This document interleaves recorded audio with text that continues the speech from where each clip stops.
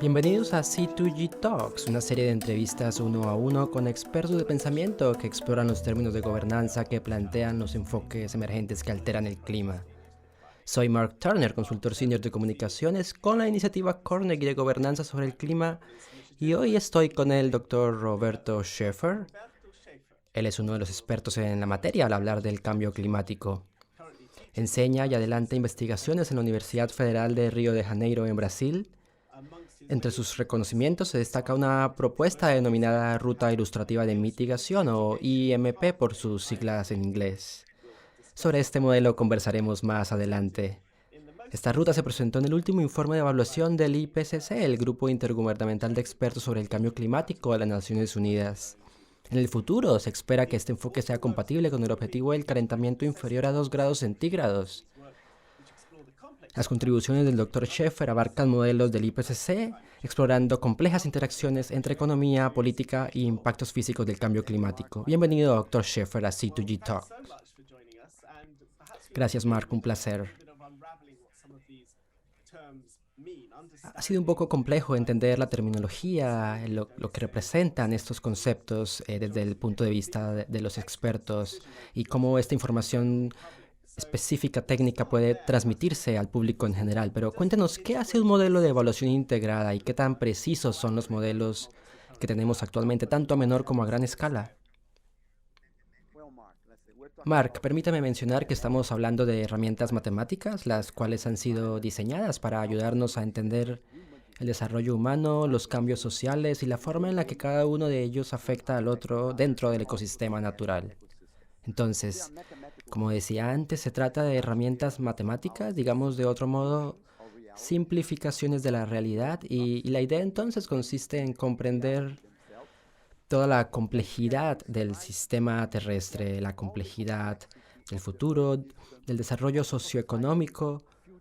Y sin duda, estos son aspectos complejos en los cuales es importante plantear un modelo que se permita ejecutar y que se va a llevar a cabo, que implicará años para llegar a mostrar un resultado, algún tipo de resultado. Entonces, a la fecha, los enfoques de los que hablamos son herramientas viables con los cuales contamos para responder al desarrollo socioeconómico, también al crecimiento de la población y al costo de vida para las sociedades del futuro. El Grupo Intergubernamental de Expertos sobre el Cambio Climático es consciente de todo lo anterior y está pendiente de los resultados que se van obteniendo de estos modelos de evaluación integrada. ¿Y qué tan seguros podemos estar de que estos enfoques se adaptan a nuestra realidad? Convengamos que estos enfoques positivos funcionan a corto plazo. Estamos acá conversando acerca de miles de tecnologías que representan distintos modelos e intentamos proyectar acá cuál es el costo de la energía solar fotovoltaica desde la actualidad hasta el año 2100. Intentamos representar en este modelo el costo a futuro de la energía solar, el costo a futuro de baterías eléctricas para carros, digamos, por ejemplo. Vemos que estos modelos son de alguna manera positivos para que se pueda pensar en el futuro, ya sea como buenos o no mecanismos que permitan predecir su utilidad a futuro. Pero sin duda estos son las mejores opciones que vemos en el momento. Cuando vemos las rutas ilustrativas de mitigación, que son los informes de evaluación integrada que se han usado por 20 años o más, estamos frente a información que se revelaba 20 años atrás, cuando en ese momento era lo que hoy se consideraba como el futuro, pero hoy vemos entonces que hemos anticipado de alguna manera la realidad y lo que se ha logrado hasta el año 2022. Bien, y sobre la implementación de estos modelos, ¿podría contarnos acerca de las rutas de mitigación? ¿Podría ilustrarnos un poco también acerca de las rutas socioeconómicas? Muy bien, hablemos de las rutas de concentración representativas, o ACP por sus siglas en inglés. Es una especie de métrica o de indicador que orienta al público y por supuesto también a los científicos sobre cuál es el desequilibrio entre la radiación solar que llega en realidad al sistema terrestre y qué tanto de esta radiación se vuelve a emitir por el mismo sistema. Lo que tenemos hoy, lo que vemos hoy es que la radiación excede lo que podríamos en realidad controlar. Se ha creado una capa de gases de efecto invernadero, la cual está obstruyendo gran parte de esa remisión que se vuelve fundamental para que mantengamos un equilibrio como humanidad que habita el planeta. Y en este desequilibrio lo que se está causando tiene como razón inmediata el calentamiento global. Por ejemplo, cuando se habla de las rutas de concentración representativas, los datos que se tienen en términos generales son de 1.5 watts por metro cuadrado. ¿Y qué significa esto? Bueno, es un tipo de métrica, pero es como si pensáramos que cada metro cuadrado en el planeta Tierra tiene un foco de luz que representa cierto nivel de poder, de energía que se emite. Entonces estamos generando, en esa escala estamos generando una ola de calor inmensa y cuando se habla, si por ejemplo el calentamiento global llegara a superar 1.5 grados Celsius, estamos frente a una ruta de concentración representativa que sería de 1.9 watts por metro cuadrado. Entonces, si el calentamiento global supera 2 grados Celsius, la ruta de concentración representativa sería de 2.6 por metro cuadrado. De manera que lo anterior es un buen indicador para entender lo mal que puede resultar seguir alimentando este desequilibrio. Cada día se hace más difícil la tarea de alcanzar cero emisiones netas, porque básicamente si alcanzamos este valor de cero emisiones netas, se podría pensar que se detiene ese desequilibrio en ese punto específico. Lo que se necesitaría después sería intentar que a partir de las cero emisiones netas se pueda capturar desde la atmósfera estas emisiones. Cuéntenos acerca del escenario, de las otras rutas o de las vías de mitigación que mencionaba previamente.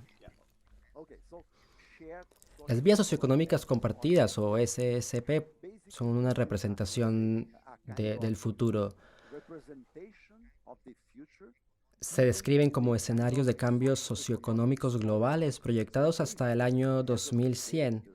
Y es importante que al día de hoy los científicos se hayan puesto de acuerdo en definir estas 5 vías socioeconómicas compartidas.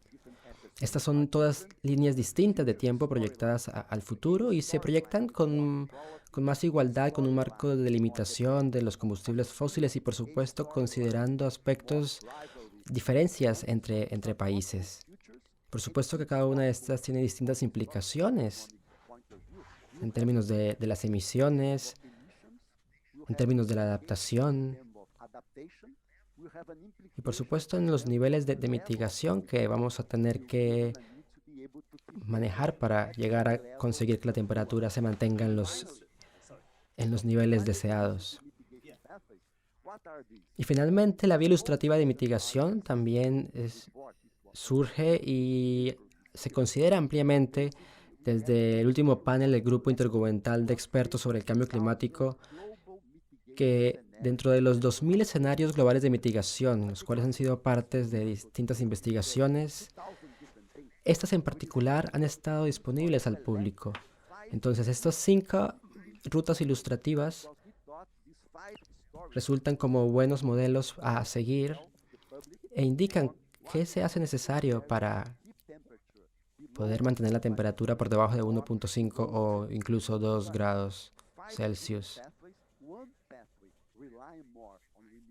Estamos hablando de vías de mitigación que tienden a una energía renovable. Una se fundamenta en una demanda reducida de la energía, otra en modificar mecanismos de desarrollo socioeconómico, otra se basa en emisiones negativas y una quinta vía de mitigación que se sustenta no tanto en resultados a corto plazo,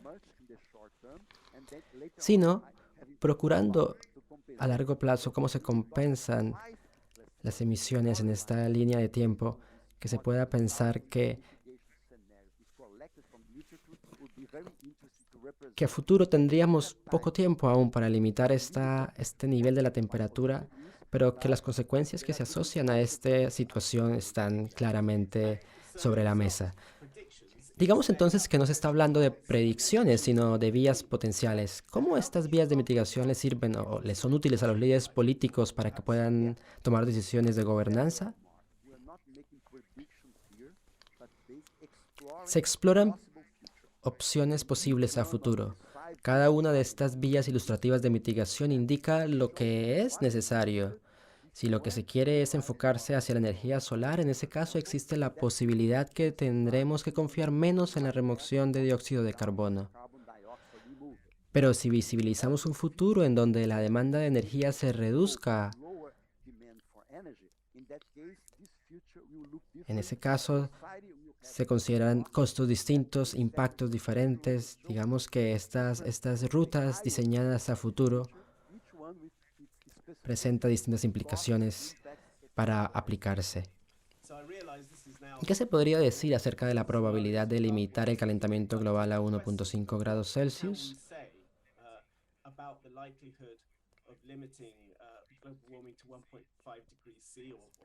Cabe recordar una frase famosa en la conferencia del clima que proclamaba 1.5 grados para salvar al planeta.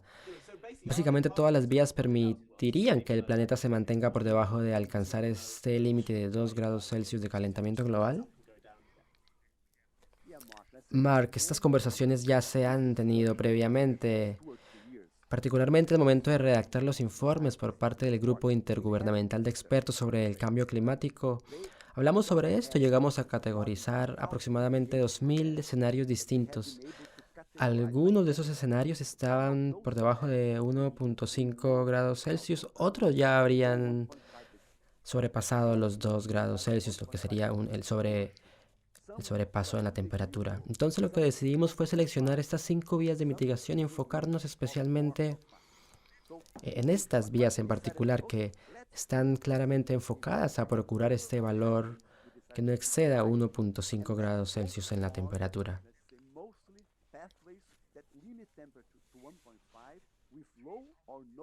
Entonces, 3 de estas distintas rutas ilustrativas de mitigación están en realidad limitadas a este objetivo mínimo. Y solo hay una de estas alternativas que es capaz de lograr un nivel por debajo de 2 grados Celsius. Entonces, como decíamos antes, es posible que si en los próximos reportes de cambio climático no se establece la urgencia de aplicar vías de mitigación inmediatas, no podrá llegar el momento en donde se evidencie en realidad las consecuencias directas. Hemos hablado previamente que las posibilidades son cada vez menores y lo único que en el momento podríamos considerar sería este planeta que habita bajo o sobre los 2 grados Celsius de temperatura, límite de calentamiento global. Así es, y desde una mirada en retrospectiva, ¿cuáles posibilidades efectivamente tenemos de lograr resultados desde estas vías? ¿En qué momento habrá mejor posibilidad de alcanzar los objetivos de mitigación? Cada vez hemos venido dando un enfoque de probabilidad a estas vías de mitigación, pero al día de hoy no hemos podido definir cuál de estas rutas es más efectiva que otra. Y esto ocurre simplemente porque si se habla en términos matemáticos, no podemos decir qué exactamente o cómo cada país o cada gobierno va a reaccionar o va a adoptar estos métodos de mitigación. Entonces, poder decir una u otra vía específica tendrá entonces distintos puntos de vista desde los expertos que seguramente van a expresar ideas contrarias. Estas vías son de alguna manera un menú para elegir cuál sería la vía que mejor se adapta teniendo en cuenta el problema específico que se está tratando. Quisiera que ampliáramos un poco este concepto del sobrepaso del límite de la temperatura. Se ha dicho que a medida que aumenta la temperatura por encima de 1.5 grados Celsius, más graves son los riesgos. Y continuando con lo que ha mencionado antes, quisiera preguntarle hasta qué punto los países están empezando a adaptar mecanismos para el manejo de riesgos que impliquen un sobrepaso en el límite de la temperatura. ¿Se podría decir que los gobiernos están ahora mismo enfrentando esa realidad? Es triste, pero la verdad que la respuesta es no. Los países no están haciendo lo que deberían hacer. Si bien la mayoría de los países han establecido sus compromisos, la verdad es que las fechas no están del todo definidas.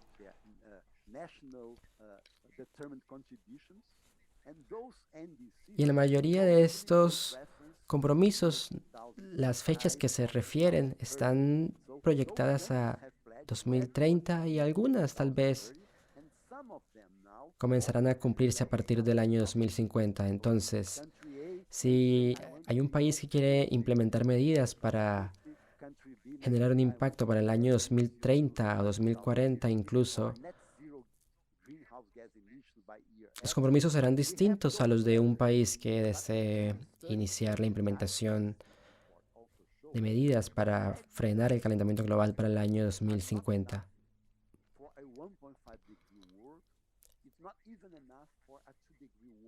En realidad que no es suficiente incluso pensar el año 2030 o 2040. Estamos en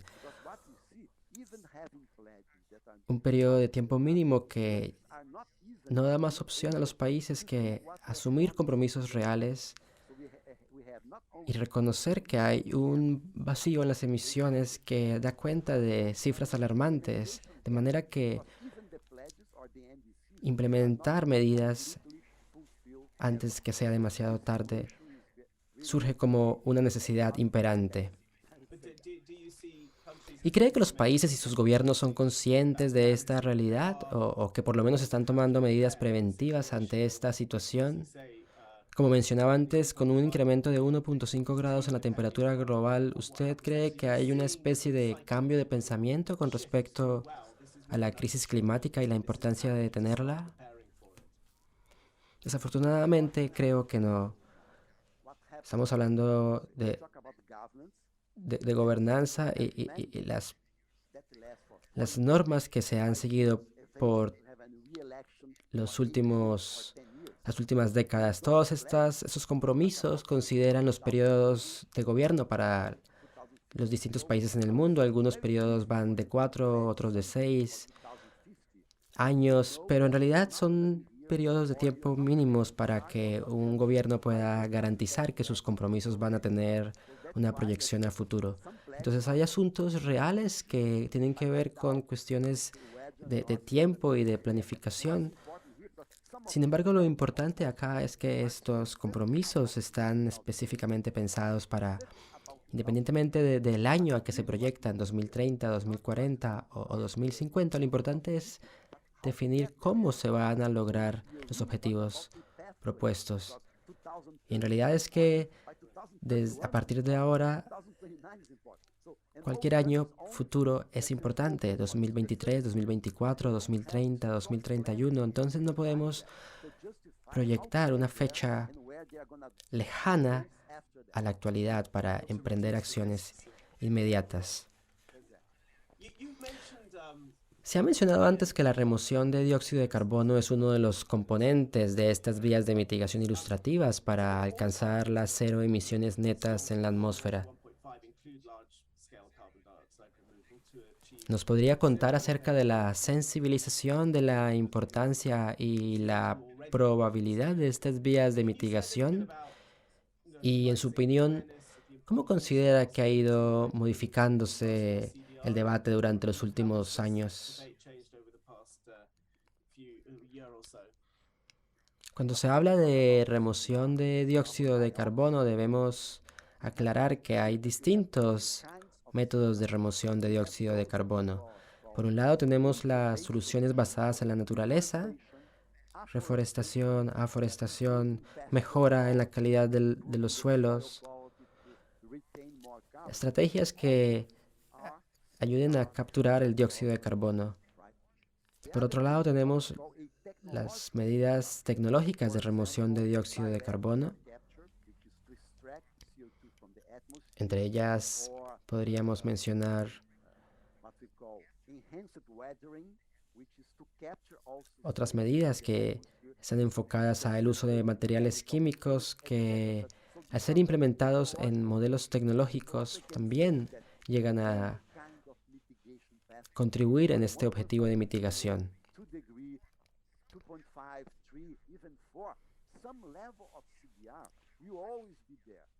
Estamos entonces ante la consulta de hasta qué punto, cuál es el nivel de remoción que queremos obtener de CO2.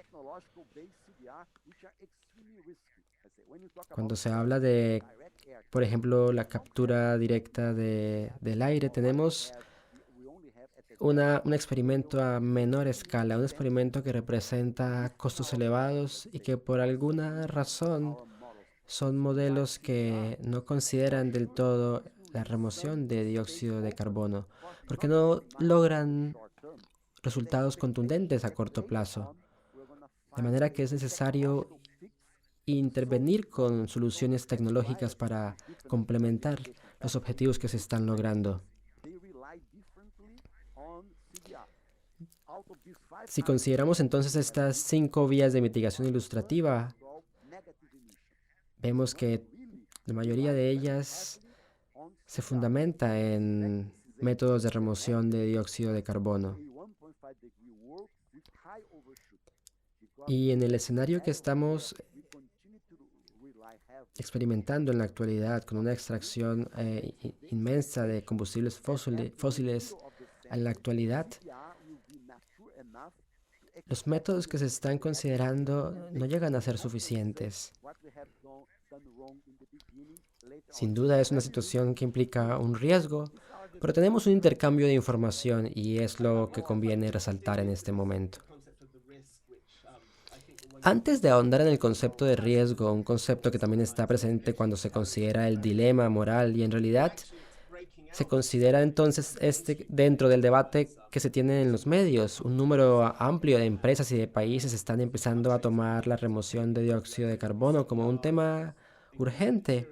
Hay más atención sobre estos aspectos. Entonces, dentro de los modelos y cada uno de los escenarios de las vías de mitigación, ¿se está incluyendo en el diálogo el asunto moral? ¿Cómo ven ustedes este aspecto dentro del debate de los métodos y medidas de mitigación?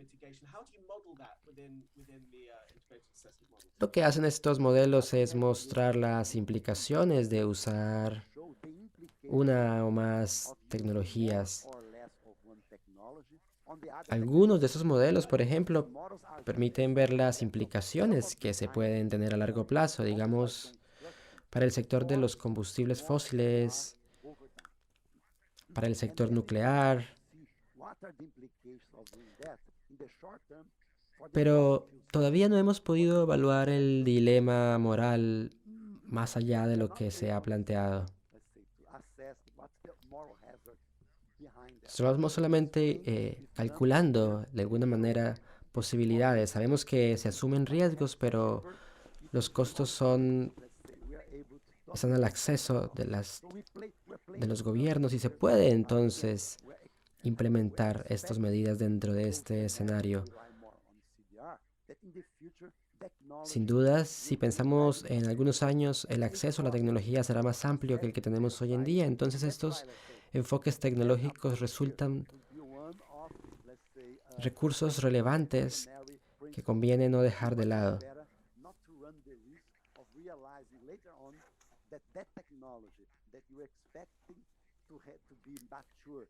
Estamos haciendo cálculos y aproximaciones a la tecnología que se podría obtener, digamos, en el año 2050. Sin duda, son escenarios ambiciosos a corto plazo, pensarlos, pero son soluciones de menor costo.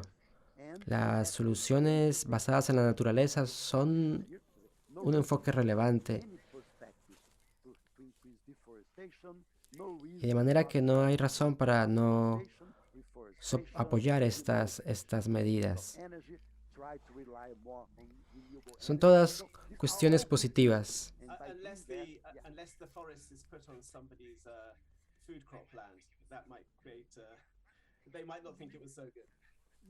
Los estudios en realidad han mostrado que tenemos espacio reducido en el planeta para agricultura, para proyectos que tienen que ver con el medio ambiente. Quisiera preguntarle, porque hay algunas ideas en el fondo que tienen que ver con las investigaciones aplicadas en países como India, que consideran que los países desarrollados necesitarían hacer un compromiso para permitirle a los países en vía de desarrollo ampliar este rango de emisión y de uso de combustibles fósiles, considerando que ha sido menor el tiempo de los países en vía de desarrollo comparado a los países desarrollados.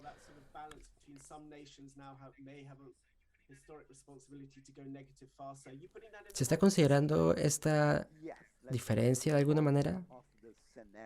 Claro que sí, la mayoría de esos escenarios se consideran o se tienen en cuenta como punto de partida las soluciones que implican un mínimo costo. Por supuesto que depende del país, se considerará el costo, porque si consideramos un método que se lleve a cabo en Estados Unidos, el costo será amplio.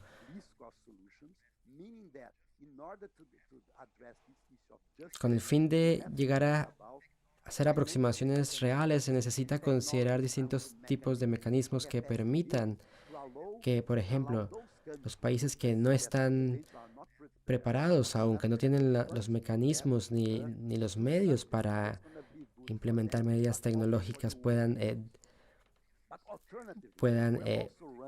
ejecutar sus acciones inmediatas. Hemos también implementado lo que hemos llamado planes de reparto. ¿En qué consisten los planes de reparto? Bueno, donde cada persona en el mundo tiene el mismo derecho de producir emisiones de dióxido de carbono.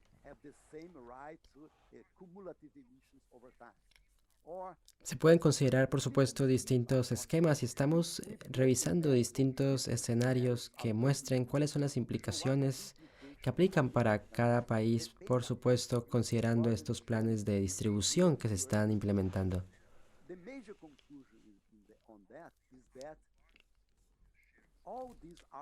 Lo que conviene resaltar es que son planes de distribución que se proyectan desde un enfoque que proporcione una solución de menor costo. La verdad es que las inversiones internacionales se están implementando en estos territorios porque son esos territorios los que necesitan esta contribución económica.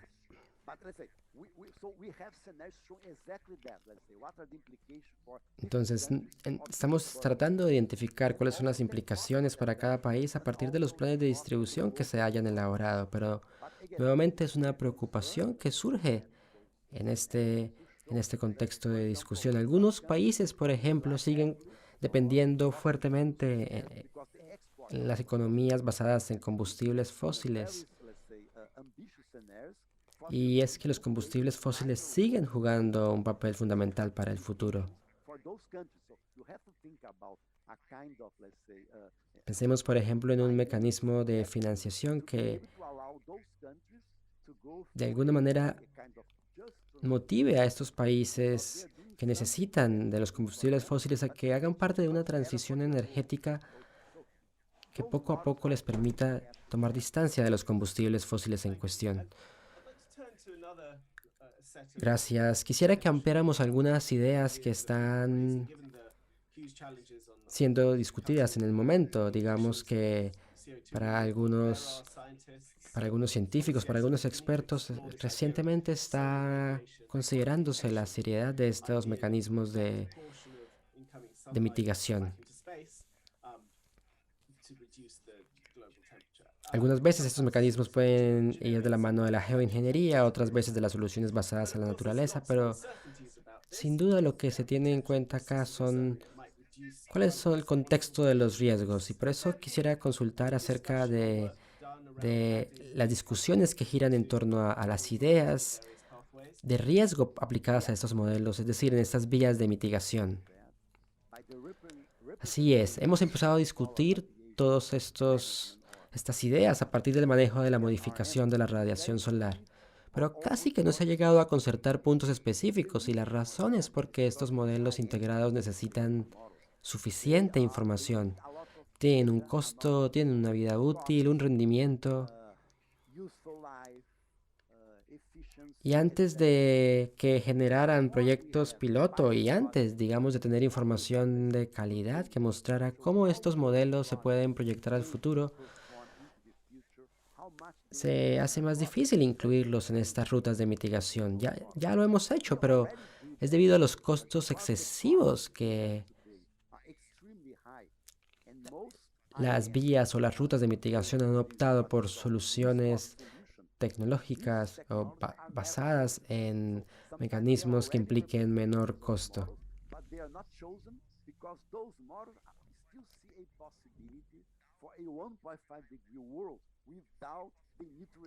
Seguimos viendo entonces una posibilidad para un mundo que gire a los 2 grados Celsius, pero a medida que avanza el tiempo va a ser más difícil tomar medidas y las posibilidades se reducirán, por supuesto. La realidad es que las medidas que se toman en la actualidad no son suficientes y con certeza los resultados no son optimistas. Es importante que como sociedades podamos entender que estos valores en el incremento de la temperatura son alarmantes y que si bien estamos tomando medidas, es importante implementarlas. Hemos convenido que uno de los grandes desafíos es que no tenemos una vía de mitigación que esté libre de riesgos. Se supone que con la modificación de la radiación solar se pueden mitigar los riesgos, aunque con cierta incertidumbre.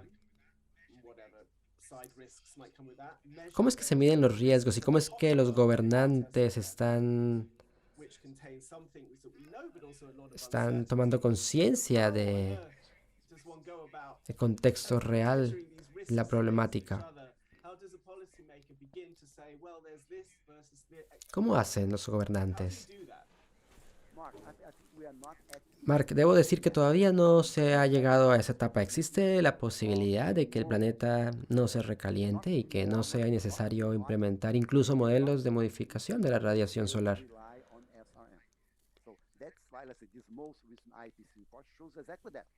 Sin embargo, la única ventana que permitía hacer que el planeta no se recaliente se está cerrando. No quiere decir que se ha cerrado del todo, pero el espacio que permanece abierto para implementar modelos de modificación es cada vez más reducido. Entonces, ¿qué será mejor en este momento? Girar de la mano de las tecnologías para, para la protección de los ecosistemas y para la prevención de los riesgos, o esperar con una idea optimista pensando que el planeta no se va a recalentar. La recomendación es a que se construyan proyectos piloto que funcionen como experimentos que consideren las posibilidades, los riesgos y por supuesto todas las implicaciones a considerar a la hora de implementar alguno de estos modelos. Gracias. Si bien usted ha estado involucrado en estas investigaciones sobre el clima, ¿cree que resulta fácil vincularse en este asunto y mantenerse en calma ante la adversidad y los desafíos que se van generando? ¿Cómo hace para mantener la motivación, el entusiasmo? ¿Cómo mantiene la fuerza para seguir contribuyendo desde el campo de la investigación? Bien, Mar, convengamos que somos nosotros los expertos quienes deberíamos entender la dimensión de los riesgos reales. De manera que hacemos esfuerzos a diario para no perder la esperanza, porque creemos que sigue habiendo una posibilidad, que si bien es una posibilidad que vemos cada vez más reducida, pero esto no quiere decir que se anule del todo.